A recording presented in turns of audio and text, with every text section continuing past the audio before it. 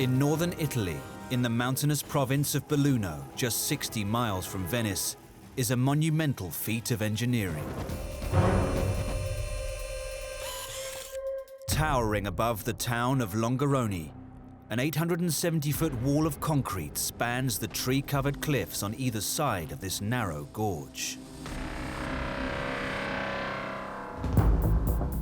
All of a sudden, you'd come to an opening with this big concrete wall in front of you. It's an astonishingly impressive piece of engineering. Even by modern standards, it's still one of the highest in the world. 627 feet wide at its summit. The structure narrows to just 89 feet at its base. Here, the wall is an immense 72 feet thick. Constructed using 1.3 billion cubic feet of concrete, this fortress is not holding back water, but rather 9 billion cubic feet of sedimentary rock and debris. Standing at its base, gazing up at it, you would be overwhelmed at its size. You would be dwarfed. But why did engineers build this giant structure in such a precarious location? And why was it then abandoned?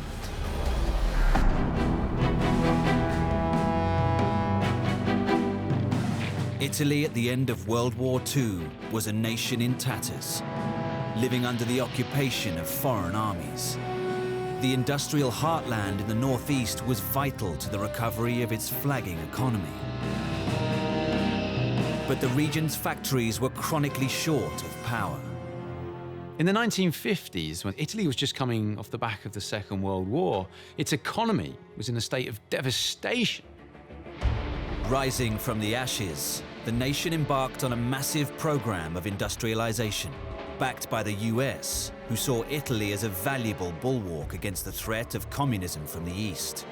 The program was driven by hydroelectricity. Drawing on natural resources, they harnessed the power of water flowing from the Italian Alps. An abundance of rivers, melting snow, and high rainfall provided perfect conditions. Hydroelectric power is incredibly attractive in a mountainous region because if you can have a tight valley and you can trap water high up, you've suddenly got the ability for that water to move downhill very quickly and generate free electricity. In the shadow of the mighty Mount Toc, engineers identified the deep and narrow Vajont Valley as an ideal location to store water. Huge amounts of water that could be used as part of a vast hydroelectric plan. The gorge itself was a particularly attractive site because of the sheer heightness of the gorge and the amount of the volume of water that you'd be able to get for such a small cutting off of the valley. You can more or less throw a stone from one side to the other. At the core of this hydroelectric network was this: the Vajont Dam. A curved dam is a very classical way of structuring a dam to make it strong and resist the fluid forces of the reservoir behind it. It was designed to hold a 3-mile-long reservoir. When you have a huge amount of water pushing up against a dam, and the dam is in the shape of an arch, and it's made from materials that are really good in compression, then what it means is that the arch is really strong, you don't need as much material to resist that massive force, and it stays stable. And the clever thing is that it channels all of that force into the cliff faces either side of it.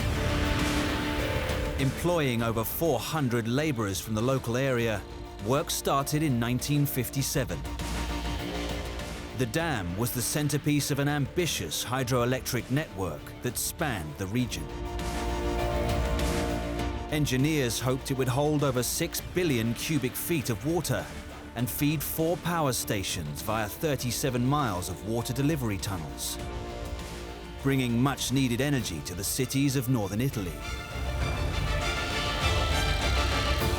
For 3 years, workers labored until the dam's distinctive curvature was finally in place. For something that big Something so impressive in the landscape to be built at that time is a real engineering feat. The filling of the reservoir basin was underway in February 1960. The moment of truth had arrived. When you're filling the dam up with water, there's a lot of weight, a lot of pressure that's being exerted on the sides of the valleys. But at the same time, you're bringing water into areas where it's not normally there all of the time. So those two factors clearly changed the way the landscape was reacting. For 9 months, the dam held its water level at almost 600 feet. Part of a hydroelectric industry that provided around 85% of the country's power.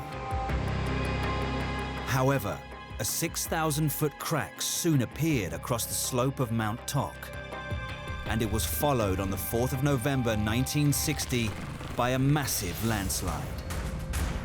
24 million cubic feet of rock slid into the reservoir just under 2,000 feet from the dam wall.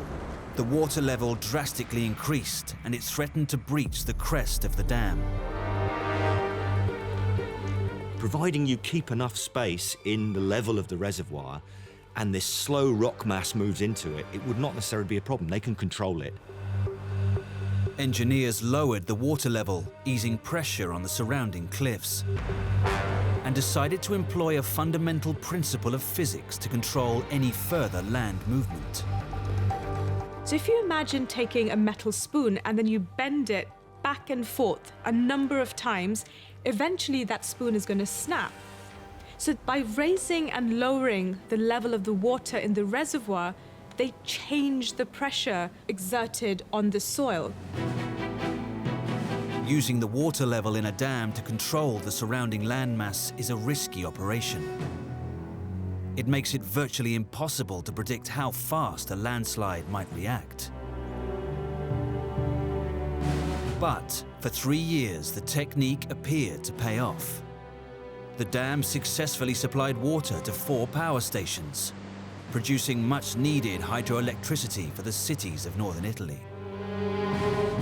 In April 1963, with the landslide seemingly under control, engineers filled the reservoir behind the dam to capacity at 2,345 feet above sea level.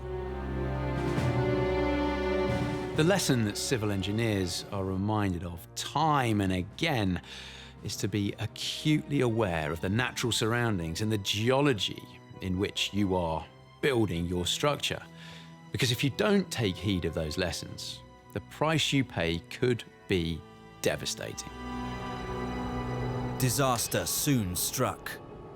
At 10:39 p.m. on the 9th of October 1963, over 9 billion cubic feet of rock broke away from Mount Toc. Hurtling down at 68 miles an hour, the destructive debris smashed into the reservoir below.